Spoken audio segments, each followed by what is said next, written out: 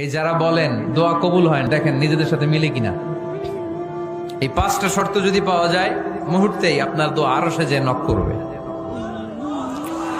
1 number শর্ত আকলুল হালাল, হালাল খাওয়া। 2 নাম্বার শর্ত দোয়াটা করতে হবে একজনের কাছে, তিনি কে?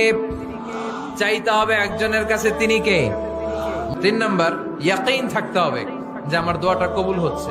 যখন দোয়া করবেন আপনার এই বিশ্বাস থাকতে হবে, আমার রব আমার ফরিয়াদ শুনছে, তিনি আমার কথা শুনতে পাচ্ছে, আমি চাওয়া মাত্রই তিনি সব দিয়ে দিতে পারে, এবং আমার রব আমাকে ফিরাবে না, তিনি দিবেনই। 4 নাম্বার শর্ত সালাতু আলা রাসূলিল্লাহ, আল্লাহর হাবিব সাল্লাল্লাহু আলাইহি ওয়াসাল্লামের উপর দুরূদ পড়া। 5 নাম্বার সর্বশেষ শর্ত হলো মুওয়াফাকাতুদ দুআ বিদ-দাওয়াব। শুধু দোয়ায় কাজ হয় না, দোয়ার সাথে মাঝে মাঝে দাওয়ারও দরকার আছে না নাই? দোয়াও লাগবে, দাওয়াও লাগবে, ঠিক কিনা?